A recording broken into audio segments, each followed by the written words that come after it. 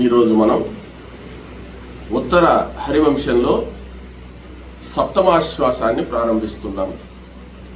శ్రీవత్సంక విభూతి విభావన పావన చరిత్ర భాసుర భువన ప్లవన గుణౌఘ సుస్థిర జీవన వేమ జననాథ జిత జననాథ.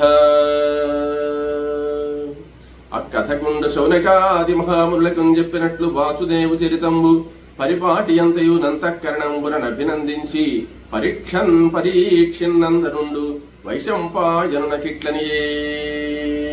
ఈ విధంగా శ్రీకృష్ణ పరమాత్మ యొక్క అవతార విశేషాలన్నీ కూడా మనకు ఆ జనమేజయ మహారాజుకు వైశంపాయనుల వారు చెప్తూ ఉన్నారు. ఇక అనేకమైనటువంటి శ్రీ మహావిష్ణువు యొక్క విశేషమైనటువంటి అవతార క్రీడలు లీలలు అవన్నీ కూడా వింటూ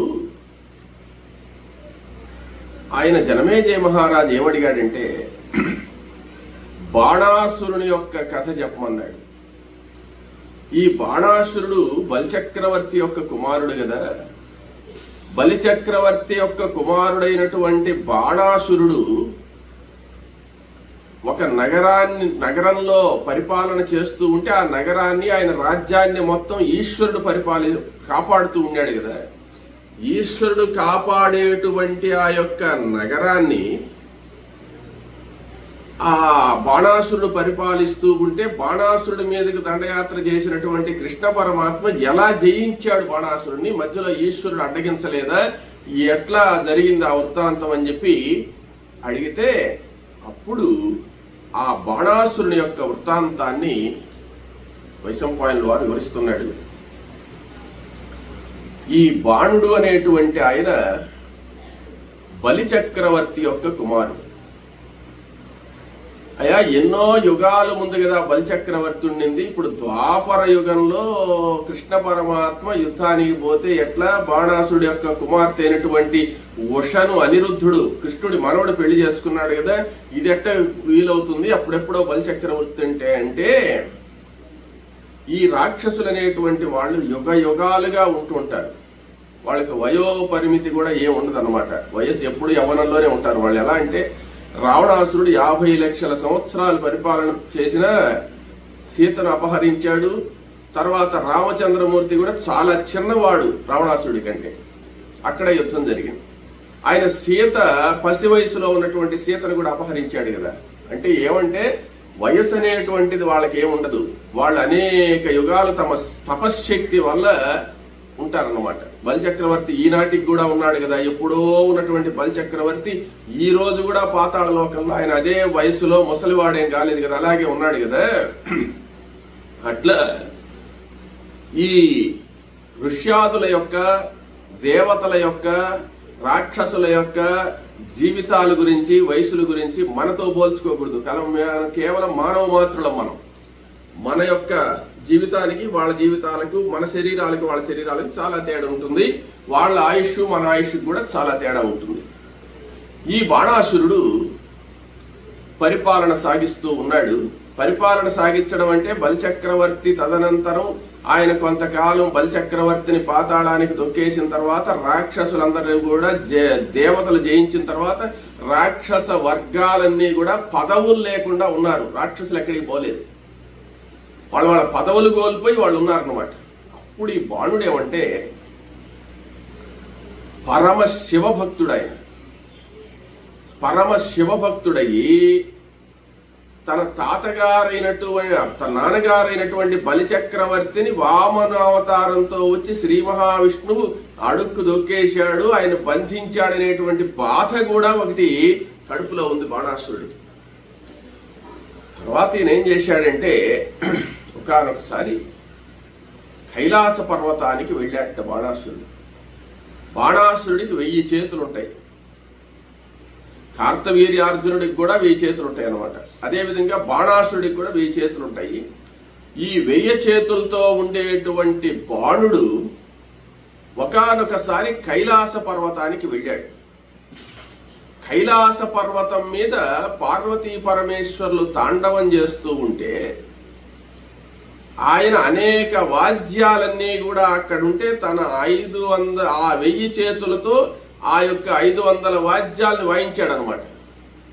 నృత్యం చేశాడు. ఈశ్వరుడు పరమానంద భరితుడైనాడు. చాలా సంతోషపడ్డాడు. బాణుడంటే ఒక విధమైనటువంటి ప్రేమ ఏర్పడ్డది ఈశ్వరుడికి పార్వతికి. బాణుడు అప్పుడప్పుడు వెళుతూ వస్తూ ఉండేవాడు కైలాసానికి. ఒకానొక సందర్భంలో బాణాసురుడు కైలాసం పోయే సమయానికి ఏం జరుగుతూ ఉందంటే, పార్వతీ పరమేశ్వరులిద్దరూ కూడా కూర్చుని ఉన్నారు. వాళ్ళ దగ్గరకు కుమారస్వామి వచ్చి ఉన్నాడు, సుబ్రహ్మణ్య స్వామి. కుమారస్వామిని దగ్గరికి తీసుకొని వాళ్ళిద్దరూ ఒళ్ళో కూర్చోబెట్టుకుని కుమారస్వామి తల నివరుతూ కుమారస్వామికి ముద్దు పెడుతూ ఆ యొక్క సుబ్రహ్మణ్య స్వామిని దగ్గరికి తీసుకొని ప్రేమగా అభినందిస్తూ ఆనందిస్తున్నారన్నమాట. ఆ పుత్ర వాత్సల్యాన్ని వాళ్ళు ప్రకటిస్తూ ఉంటే కుమారస్వామి పరమానంద భరితుడైపోయి ఆ పార్వతీ పరమేశ్వరుల యొక్క ఒళ్ళో ఆనందాన్ని పొందుతూ ఉంటే ఆ సందర్భంలో బాణాసురుడు అక్కడికి వెళ్ళాడు. బాణాసురుడు మహాశివభక్తుడు. ఆయన చూసి, ఆహా, ఇంతకంటే ఐశ్వర్యమేమున్నది, ఎన్ని రాజ్యాలు సంపాదించినా, ఎంత బాహుబలాన్ని సంపాదించిన పార్వతీ పరమేశ్వరులు వాగర్థావివ సంపృక్తవు వాగర్థ ప్రతిపత్తయే జగత పితరౌ వందే పార్వతీ పరమేశ్వరు. ఆ జగత్తుకంతా తల్లిదండ్రులు కదా వాళ్ళు. ఆ తల్లిదండ్రుల యొక్క ఒడిలో ఆనందాన్ని పొందడం కంటే ఐశ్వర్యం ఏమున్నది? అటువంటి ఆ బిడ్డ కుమారస్వామి పొందేటువంటి ఆనందానికంటే మించినటువంటి ఐశ్వర్యం ఇంకేం లేదు అనిపించింది ఆయన. చూశాడు. ఆ దృశ్యాన్ని చూసి పరమానంద భరితుడై, నేను కూడా పార్వతీదేవికి బిడ్డగా ఉండాలి, నేను కూడా పార్వతీ పరమేశ్వరులకు బిడ్డగా ఉండి అటువంటి వాళ్ళ ప్రేమను పొందాలి అని ఒక సంకల్పం కలిగింది ఆయన. సరే, వచ్చాడు, ప్రదక్షిణం చేశాడు, సాష్టాంగ నమస్కారం చేశాడు. ఈయన రాక్షసుడు, వాళ్ళని ఆ బిడ్డ మాదిరి నన్ను చూడమంటే చూడరు కదా, ప్రేమ ఎందుకు ఉంటుంది వాళ్ళకు? వాళ్ళ యొక్క మనస్సును మన స్వాధీనం చేసుకోవాలంటే తపస్సు చేత సాధించాలి అనుకున్నాడు. తపస్సు చేత సాధించాలి అని చెప్పి ఆమెను వెళ్ళిపోయి పరమేశ్వరుని ఏమీ అడగలేదు, నమస్కారం చేసి వెళ్ళిపోయినాడు. కొన్ని 100 సంవత్సరాల పాటు ఈ ఏకాంత స్థలంలో బాణాసురుడు తపస్సు చేశాడు ఈశ్వరుని గురించి. యాతుధాన పుణ్యజనో నైరుతో యాతు రక్షసం. అంత తపస్సు దేవతలు కూడా చేయరన్నమాట, రాక్షసులు చేసినంత తపస్సు. అనేక 100 సంవత్సరాలు తపస్సు చేస్తే ఆయన తపస్సుకు మెచ్చి పరమేశ్వరుడు ప్రత్యక్షమైనాడు. ప్రత్యక్షమైన తర్వాత, బాణాసుర, ఇంత ఘోరమైనటువంటి తపస్సు ఆచరించావు, నీ భక్తికి మెచ్చాను నాయన, ఏ వరం కావాలి నీకు అని అడిగాడు. ఏం వరం కావాలంటే పార్వతీ పరమేశ్వరులు ఇద్దరు కూడా ప్రత్యక్షమై ఉన్నారన్నమాట. అప్పుడు బాణాసురుడు, స్వామి, నేను చేసిన తపస్సుకు నువ్వు సంతోషించినట్లయితే, నా తపస్సు గాని ఫలిస్తే, నువ్వు గాని ఆనందపడితే నన్ను నీ పుత్రుడిగా స్వీకరించు అని కోరాడు. అది అడగడానికి ఇంత తపస్సు చేయాల్సి వచ్చిందనమాట. అప్పుడు ఆయన సంతోషంతో, అలాగే నాయన, ఇక మీదట నీవు నా కుమారుడివేను, కుమారస్వామి తరువాతి వాడిది నువ్వే నా బిడ్డవు, అంటే నా చిన్న కొడుకువు నువ్వు అని చెప్పి పార్వతీదేవితో ఏం చెప్పాడంటే, ఈ రోజు నుంచి ఈ బాణుడు మన బిడ్డ, మన కుమారుడే, మన చిన్న కుమారుడు బాణుడు అని చెప్పి, అంటే ఆ తపశ్శక్తి అనేది, తపస్సు అనేది అంత ఫలితాన్ని ఇస్తుంది అనమాట. చేశాడు. చేసి బిడ్డగా స్వీకరించారు. బిడ్డగా స్వీకరించినప్పుడు ఆస్తి పంపకాలు కూడా చేయాలి కదా బిడ్డకు. కుమారస్వామికి ఏమంటే రుధిరపురము అనేది ఇచ్చున్నారు. ఆ పురంలో ఉంటాడు కుమారస్వామి. ఈయనకి ఏం చేశారంటే శోణితపురము అనేటువంటి దాన్ని ఇచ్చారు. ఈ శోణితపురం అనేదే ఇప్పుడు మనం అస్సాం అనేటువంటి ప్రాంతం అన్నమాట. దాన్ని ఆ శోణితపురాన్ని ఈయన పరిపాలించుకోమని చెప్పి బాణుడికి ఇస్తూ, బాణుడు అడక్కపోయినా ఒక వరాన్ని ఇచ్చాడు ఈశ్వరుడు. ఏంటంటే, నాయనా నువ్వు నా బిడ్డవు కదా, నా బిడ్డలను నేను ఎలా సంరక్షిస్తున్నానో, కుమారస్వామిని గాని విఘ్నేశ్వరుని గాని వీళ్ళని ఎలా సంరక్షిస్తున్నానో అలాగే నిన్ను కూడా సంరక్షించాలి. కాబట్టి నీ శోణితపురాన్ని నేనే కాపలాగాస్తూ ఉంటాను, ఏ శత్రువు కూడా నిన్నేం చేయలేరు, నేను కాపలాగా ఉంటూ నిన్ను రక్షిస్తానని చెప్పాడు. కాబట్టి ఎక్కువగా పార్వతీ పరమేశ్వరుడు శోణితపురంలోనే ఉండేవాళ్ళు అనమాట. కాపలా అంటే స్వామి గస్తీ తిరుగుతుంటారా వీళ్ళని అర్థం కాదు. నలుగురు పిల్లలు ఉన్నారనుకోండి తల్లిదండ్రులకు, కొంతకాలం ఒక కొడుకు దగ్గర ఉంటారు, కొంతకాలం ఒక కొడుకు దగ్గర ఉంటారు, కొంతకాలం ఒక కొడుకు దగ్గర ఉంటారు, వాళ్ళ ఇష్టం అనమాట. దాని ప్రకారం ఈయన ఏం చేశాడంటే, నేను కొడుకుగా స్వీకరించిన తర్వాత నా పాటికి నేను కైలాసంలో ఉండడం కాదు నాయన, నీ సంరక్షణ కూడా నేను చూడాలి బాధ్యత, కాబట్టి నేను శోణితపురంలో ఉండి నీకు ఎలాంటి ఇబ్బంది లేకుండా చేస్తూ ఉంటానని చెప్పి పార్వతీ పరమేశ్వరులు ఇద్దరూ కూడా అనుగ్రహించారు బాణాసురుణ్ణి. వాళ్ళ ఆశీస్సులు తీసుకున్నటువంటి వాడై బాణాసురుడు ఈ శోణితపురానికి వచ్చేసాడు. పరిపాలన సాగిస్తూ ఉన్నాడు. పరిపాలన సాగిస్తూ ఉంటే పార్వతీ పరమేశ్వరులు ఆ పురరక్షకులుగా ఉన్నారు. పురరక్షకులుగా అంటే ఎప్పుడు అక్కడే కూర్చో ఉంటారని అర్థం కాదు. ఆ పురాన్ని నేను రక్షిస్తున్నాను ఒక అధికార ప్రకటనగా చేస్తే దాని జోలికి ఊరు రారనమాట. ఈశ్వరుడు ఉన్నారు ఆయన, ఈశ్వరుడు ఆ పురాన్ని రక్షించేది అనే భయం శత్రువులకు ఉంటుంది. అలా ఉండగా ఒకసారి ఏంటంటే, ఎక్కువగా కూడా వీళ్ళు శోణితపురంలోనే నివసిస్తూ ఉండేవాళ్ళు పార్వతీ పరమేశ్వరుడు. బాణాసురుడు ఏమంటే, దేవేంద్రుడు అనేక సార్లు యుద్ధం చేశాడు, అనేక సార్లు ఓడిపోయి ఉన్నాడు దేవేంద్రుడు. అంటే ఓడిపోవడం, మళ్ళీ కొన్ని రోజులు అయిన పాటు ప్రయత్నం చేయడం, మళ్ళీ ఓడిపోవడం, ఇటు జరుగుతుంది దేవేంద్రుడి పరిస్థితి. అలాగే 3 లోకాలను కూడా జయించేసి ఈ బాణాసురుడు ప్రశాంతంగా ఉన్నాడు. ఎవ్వరూ కూడా బాణాసురుడి మీదకి యుద్ధానికి వచ్చేటువంటి ధైర్యం చేయడంలే. ఎందువల్లంటే ఈశ్వరుడు ఉన్నాడు అక్కడ కాబట్టి. ఈ ఈశ్వరుడి దెబ్బకు ఎవ్వరూ కూడా రాకపోయే సమయానికి ఈ బాణాసురుడికి యుద్ధం అనేదే లేకుండా పోయింది.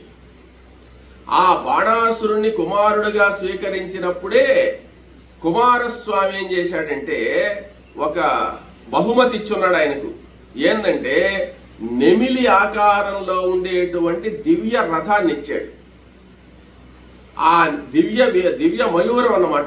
అది మయూరమే, అంటే నెమిలే, కానీ దివ్య నెమిలి అంటే దివ్యమైనటువంటి మయూరం. అంటే అది కావాలంటే రథం మాదిరి మారుతుంది, కావాలంటే బ్రహ్మాండమైనటువంటి ఏ ఆకారంలో దివ్య విమానంగా మారిపోతుంది, ఎట్ట కావాలంటే అట్ట మారుతుంది, మళ్ళీ మయూరంగానే ఉంటుంది అనమాట. అది దివ్యం అంటే. ఆ దివ్య మయూరాన్ని వాహనంగా స్వీకరించి ఆయన రథం మీద టెక్కంగా జెండా మీద బొమ్మ కూడా మయూరాన్నే పెట్టారు. అంటే కుమారస్వామితో సమానమైన కుమారస్వామి ఈయన ఒకటేనని భేదం లేకుండా ఉండేదానికంటే, ఇప్పుడు మామూలుగా ఒక తండ్రికి 2 బిడ్డలు ఉన్నారనుకోండి, వాళ్ళకి ఒకే విధమైన డ్రెస్సులు కొనిస్తారు. అంటే వీళ్ళిద్దరూ ఒకరు తగులు వేసుకోకుండా ఉండేదానికి ఒకే విధమైన చొక్కాలు, ఒకే విధమైనటువంటి దుస్తులు వేసినట్లుగా ఈ కుమారస్వామి కూడా ఏంటంటే, మన ఇద్దరు అన్నలదమ్ముళ్ళం కాబట్టి మన ఇద్దరి యొక్క ఈ టెక్యాలు గాని రథాలు గాని ఒకటే ఉండాలని చెప్పి ఇద్దరు నిమిళ్ళే పెట్టుకొని ఉన్నారనమాట. సరే, జరిగిపోయింది, చాలా రోజులు జరిగిపోయింది. ఈ బాణాసురుడికి ఏం తోచడం లేదు. కొంతమందికి ఉద్యోగానికి పోతుంటారు అనుకోండి, 10 రోజులు సెలవులు ఇస్తే బాగుండే అనుకుంటారు, 20 రోజులు సెలవులు ఇస్తే వీళ్ళకి తోచదు అనమాట, మళ్ళీ పోవాలనిపిస్తుంటుంది. కొంతమంది ఏమంటే, ఎందుకు మనకి ఈ కష్టాలు, శ్రమ అంతా హాయిగా ఇంట్లో పండుకొని బ్యాంకులో డబ్బులు వేసుకొని నెల తెచ్చుకొని ప్రశాంతంగా అన్ని తెచ్చుకొని ప్రశాంతంగా ఉండడమే కదా సుఖం అని అనుకుంటారు. ఆ విధంగా ఒక 20 రోజులు నెల ఉండేటట్టుకి తోచదు, బయట పోయి తిరగాల, ఏదో ఒకటి తిరగాలి, ఏదో ఒకటి చేయాలనిపిస్తుంటుంది అనమాట. అట్లా ఈ బాణాసురుడికి ఉండే అలవాటు ఏంటంటే యుద్ధాలు, ఎప్పుడు యుద్ధం ఉండాలి ఆయనకు. ఈ ఈశ్వరుడి వల్ల యుద్ధాలు లేకుండా పోయినాయి, ఎవరు రావడం లేదు. 1 సంవత్సరం చూశాడు, 2 సంవత్సరాలు చూశాడు, 3 సంవత్సరాలు చూశాడు, యుద్ధమే లేదన్నమాట. యుద్ధం లేకపోయేటువంటి ఈయనకి ఏం తోచడం లేదు. అప్పుడు ఈశ్వరుడి దగ్గరికి వచ్చి, శివ,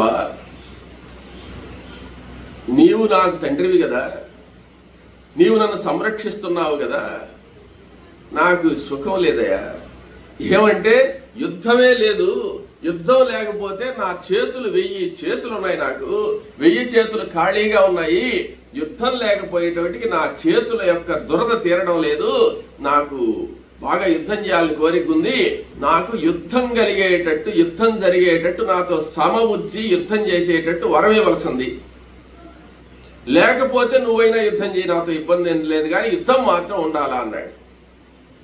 అప్పుడు ఈశ్వరుడు ఆ బాణాసురుడిని చూసి చిరునవ్వు నవ్వి, సరే నాయన, నీ కోరిక నేను తీరుస్తాను, నీ చేతుల యొక్క కండూతి దురద తీరిపోయేటట్టుగా యుద్ధం చేసేవాడు వస్తాడు, నీకు మంచి నీతో సమబుద్ధి వచ్చి యుద్ధం చేసేటట్టుగా నేను అనుగ్రహిస్తాను. ఎప్పుడంటే నీ యొక్క మయూర ధ్వజం ఉన్నదే జెండా, అది అకారణంగా ఎప్పుడైతే కింద పడిపోతుందో విరిగి అప్పుడు కొన్ని రోజుల్లో నీకు యుద్ధం వస్తుంది. కొంత టైం అంటే కొంత సమయం, 1 నెల కావచ్చు, 2 నెలలు కావచ్చు. అప్పుడు ఈ మయూర ధ్వజం పడిపోయిన తర్వాత జరగబోయేటువంటి సంగ్రామంలో మయూర ధ్వజం పడంగానే నువ్వు సిద్ధంగా ఉండి యుద్ధం వస్తుందని, దగ్గరలోనే యుద్ధం వస్తుంది నీకు. ఆ యుద్ధంలో మాత్రం నిన్ను ఓడించేవాడు వస్తాడు, జాగ్రత్త, నీవు తృప్తి తీరా యుద్ధం చేయొచ్చా, బ్రహ్మాండమైన యుద్ధం జరుగుతుంది అని చెప్పి అన్నాడు. అని అన్ని విధాల బాణాసురుడికి కావాల్సినటువంటి వరాలన్నీ ఇచ్చి ఆయన సంతోషపెట్టాడు. ఆయనకి ఇంకేం వరాలు వల్ల యుద్ధం జరిగితే చాలని చెప్పే వరం ఎప్పుడైతే ఇచ్చాడో పరమానంద భరితుడైపోయి ఆయన సంతోషంగా వచ్చేసాడు అంతఃపురానికి. వచ్చేసి ఆ మంత్రి మండలి సమావేశం చేశాడు. ఎవరు? ఈ బాణుడు.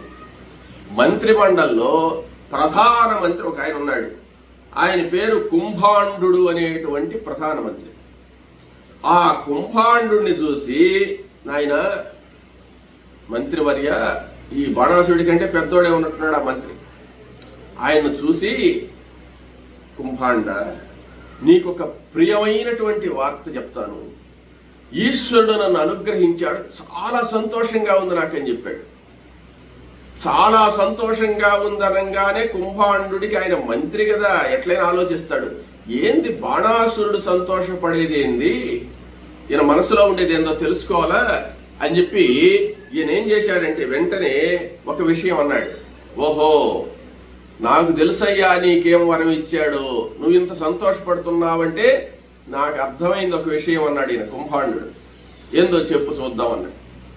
ఏం లేదు, దేవతల దెబ్బకంతా భయపడిపోయి రాక్షసులు అక్కడక్కడక్కడ దాంకోరు ఉండారు కదా, వాళ్ళందరూ కూడా ఇంకా భయాన్ని వదిలిపెట్టేసి వాళ్ళ దేవతల స్థానాల్లోకి వచ్చి దేవతలందరినీ పక్కన పెట్టి దేవేంద్ర పదవి, యమ పదవి, వరుణ పదవి, కుబేర పదవి ఇవన్నీ కూడా మీ రాక్షసులు ఉండేటట్టుగా చేసి దేవతలను పక్కన పెట్టేస్తున్నారా? ఆ రాక్షసులే మొత్తం 3 లోకాల్లో నిండిపోతున్నారా? దేవతలు అనే వాళ్ళు ఇంక లేకుండా పోతున్నారా? అటువంటి వరం ఏమన్నా ఇచ్చాడా? కాదు.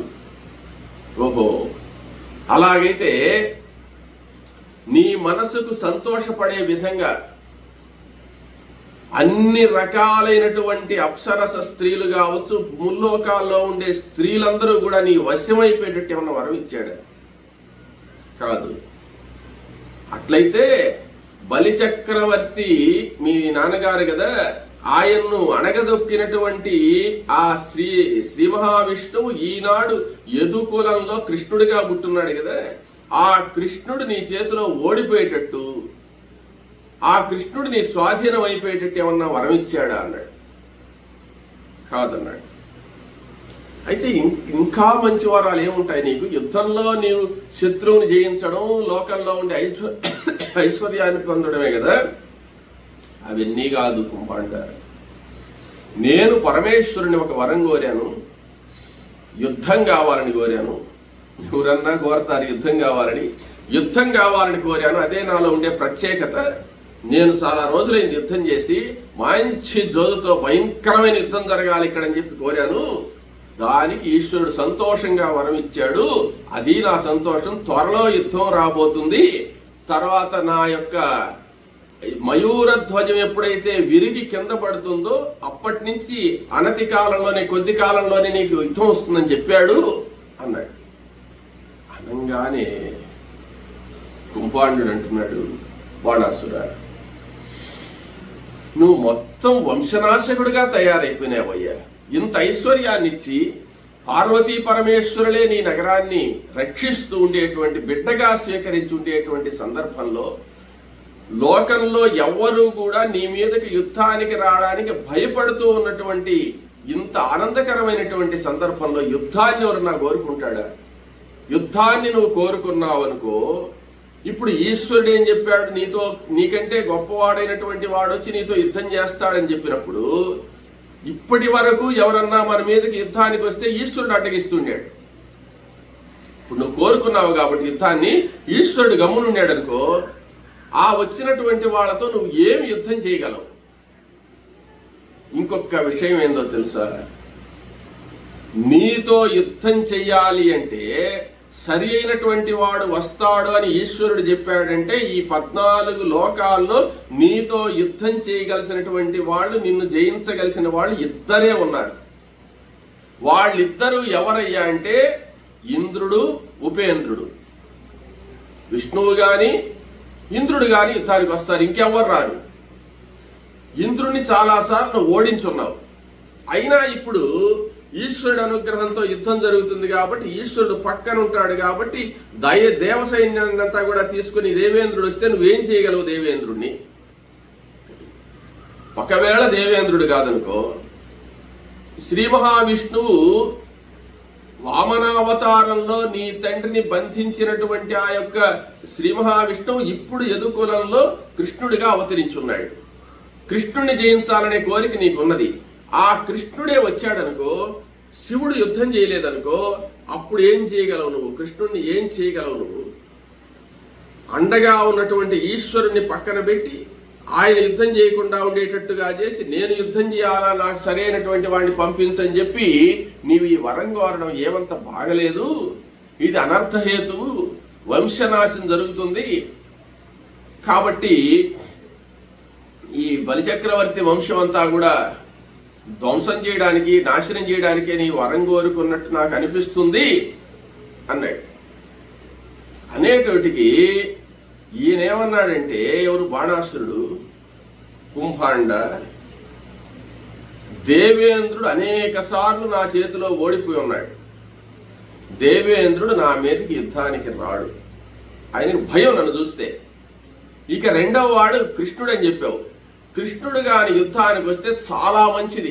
ఎందువల్లంటే మా తండ్రి గారిని బంధించున్నాడు కదా, ఆ బంధనాలన్నీ కూడా ఓడదీసేసి, అంటే కృష్ణుణ్ణి జయించి, కృష్ణుణ్ణి నేను బంధించి పాతాళానికి తీసుకెళ్లి మా నాన్నగారి బంధాలన్నీ కూడా ఓడదీయించి ఆయన మళ్ళీ సకల రాజ్యానికి కూడా పట్టాభిషిక్తుడిని చేసి 3 లోకాలు పరిపాలించేటట్టు చేసి కృష్ణుడిని నేను బంధిస్తాను. అది మనకు మంచి అనుకూలం ఉంటుంది. ఇప్పుడు మనం అకారణంగా కృష్ణుడి మీదకి యుద్ధానికి పోవడం బాగుండదు. కృష్ణుడే యుద్ధానికి వస్తే మన పని కూడా అయిపోతుంది. కాబట్టి నువ్వు ఏదన్నా చేయగలిగితే ఇంకా ఏ విషయాన్నన్నా గురించైనా మాట్లాడు గాని యుద్ధ విషయాన్ని గురించి మాట్లాడవద్దు. యుద్ధమే జరుగుతుంది, యుద్ధం జరగడమే మనకు మంచి శ్రేయస్సు అని వీళ్ళు మాట్లాడుకుంటున్న సమయంలో మయూర ధ్వజం ఇరిగి కింద పడ్డది. వీళ్ళు మాట్లాడే సందర్భంలోనే ఆ మయూర ధ్వజం విరిగిపోయింది, విరిగి కింద పడిపోయింది. అప్పుడు ఎగిరి గంతేశాట బాణాసురుడు సంతోషం పట్టలేక. ఏమంటే ఇటువంటి అపశకునాలు జరుగుతూ ఉంటే మయూర ధ్వజం విరిగి కింద పడంగానే పెద్ద ఉల్క ఒకటి పుట్టిందట ఆకాశంలో. ఆ శోణితపురం అంతా కూడా రక్త వర్షం కురిసిందట. భయంకరమైనటువంటి దుశ్శకునాలన్నీ కూడా పుట్టాయట. ఈ దుశ్శకునాలన్నీ కూడా పుట్టి ఈ భయంకరమైనటువంటి వాతావరణాన్ని చూచి కుంభాండు ఏమన్నాడంటే, బాణాసుర, నీ ధ్వజం విరిగి కింద పడ్డది, భయంకరమైన ఉత్పాతాలన్నీ కూడా పుడుతున్నాయి, ఈ నగరానికి త్వరలోనే ఏదో భయంకరమైన ప్రమాదం జరగబోతున్నది, పెద్ద యుద్ధం జరిగి నీకు హాని జరగబోయేటువంటి శకునాలని కనపడుతున్నాయ్యా, జాగ్రత్త పడు. ఇప్పటికైనా ఈశ్వరుని ప్రార్థించి నాకు ఆ యుద్ధం వద్దని చెప్పు అన్నాడు కుంభాండ. ఇంత ఆనందకరమైనటువంటి సందర్భంలో, సంతోషపడాల్సినటువంటి సందర్భంలో ఇటువంటి మాటలు మాట్లాడతావేంది మంత్రి నువ్వు? కాబట్టి నేను కోరుకున్న వరం త్వరలో సిద్ధిస్తుంది అంటే నాకు చాలా సంతోషము. యుద్ధం జరగాల్సిందే, ఏది ఏమైనా అయిపోని యుద్ధం అతి త్వరలో వస్తుంది, దగ్గరలోనే వస్తుందని ఈశ్వరుడు చెప్పున్నాడు. కాబట్టి మయూరధ్వజం విరిగింది కాబట్టి తప్పకుండా యుద్ధం వస్తుంది, అన్ని సిద్ధం చేసుకొని ఉండు. ఆ యుద్ధం కోసం మనం ఎదురు చూస్తుందాము. ఇంతలో ఎవరి పాటికి వాళ్ళు ప్రశాంతంగా హాయిగా ఉందాము. యుద్ధం వచ్చినప్పుడు యుద్ధం చేస్తాంలే, యుద్ధం మాత్రం తప్పదు, నా కోరిక తీరుతుంది, ఇక నువ్వు ప్రశాంతంగా ఇంటికి పో అని చెప్పి కుంభాండుని పంపించేసి ఈయన కూడా తన అంతఃపురానికి వెళ్ళిపోయినాడు బాణాసురుడు. సరే, బాణాసురుడు ఆ విధంగా వెళ్ళిపోయిన తర్వాత ఏం జరిగిందయ్యా అంటే, బాణాసురుడు అందమైనటువంటి స్త్రీలనందరినీ కూడా సేకరించుకొని ఉన్నాడు.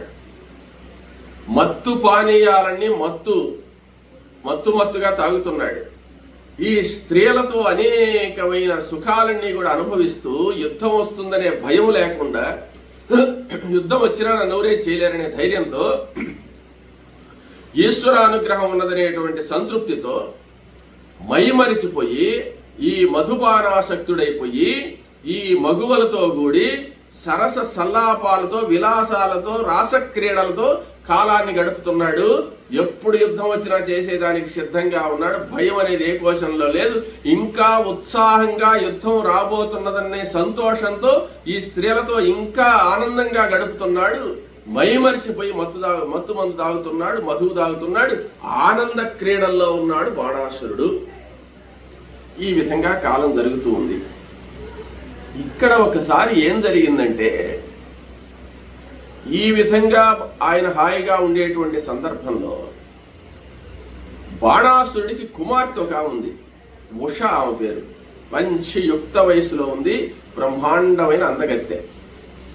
ఆమె ఏంటంటే, బాణాసురుడు తపశ్చయంగా పార్వతీ పరమేశ్వరుల అనుగ్రహంతో వరంతో పుట్టిన అమ్మాయి అన్నమాట. బాణాసురుడు కూడా పరమశివ భక్తుడు కాబట్టి ఉషకేం చెప్పాడంటే, అమ్మ నీవు మంచి భర్త రావాలని చెప్పి పార్వతీ పరమేశ్వరులను పూజిస్తుండు, రోజు నీకు మంచి భర్త వస్తాడు అని చెప్పున్నాడు వాళ్ళ తండ్రి ఆజ్ఞ. ఈమెకి మామూలుగానే శివభక్తి.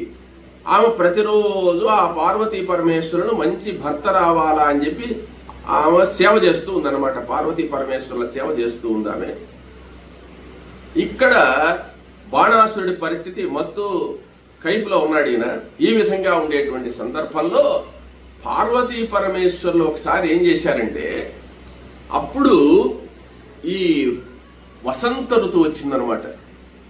వసంత ఋతువు వచ్చేటప్పటికి చాలా ఆనందంగా చెట్లన్నీ కూడా చిగురించి, మధుశ్చ మాధవశ్చ, మధుమాసం అంటారు దాన్ని. ఆ మధుమాసంలో ఆ వసంతుడు ఆనందంగా ఆ యొక్క చెట్లన్నీ చిగిరించుంటే, మన్మథుడు మామూలుగా వసంత ఋతువులోనే అందరి యొక్క మనసులను ప్రేరేపిస్తాడు అని అంటుంటారనమాట. అటువంటి ఆనందకరమైనటువంటి సందర్భంలో ఈశ్వరుడు ఏం చేశాడంటే, మనం ఇక్కడ శోణితపురంలో ఇక్కడ ఉంటూ ఉన్నాం కదా, ఒక్కసారి ఈ వసంత ఋతువులో పార్వతీదేవితో కలిసి విహరించాలనుకున్నాడు, వన విహారం చేయాలనుకున్నాడు. వన విహారం చేయాలనుకుని ఆయన ఏం చేశాడంటే, ప్రమథగణాలందరినీ పిలిచాడు.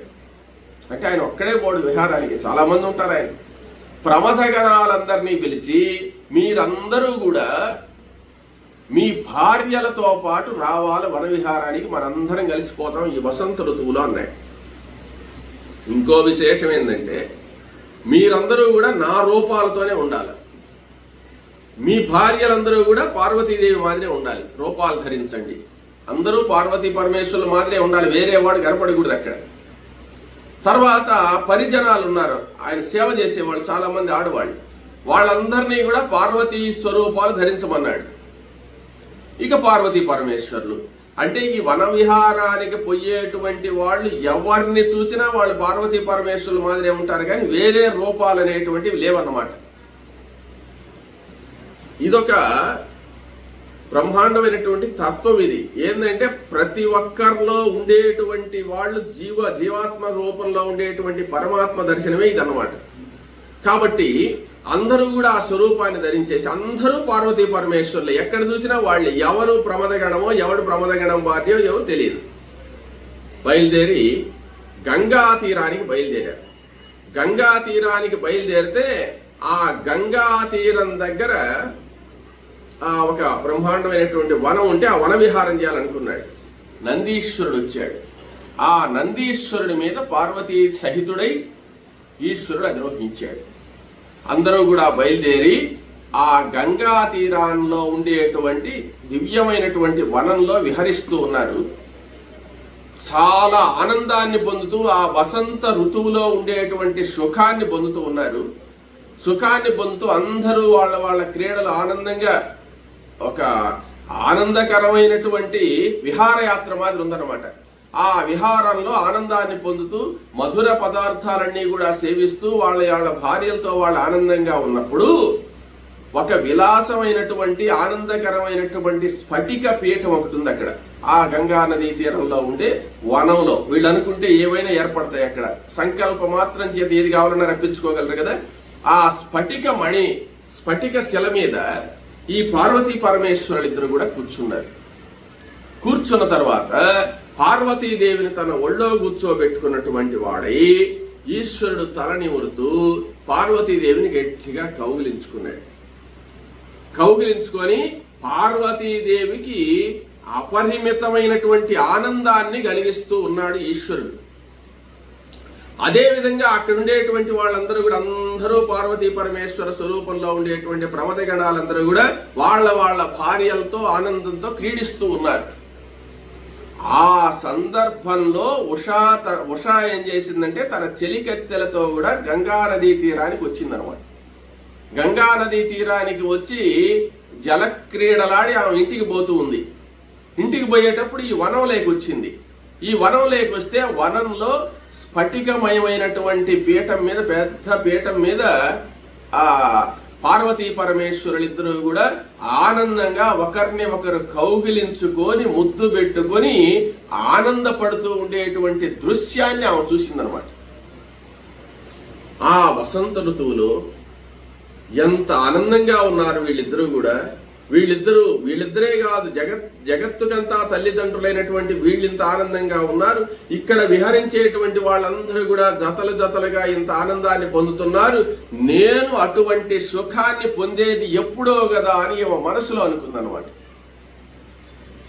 మనసులో అనుకోగానే అప్పుడు పార్వతీదేవి కళ్ళు తెరిచి చూసింది. యథాళం ఉంది.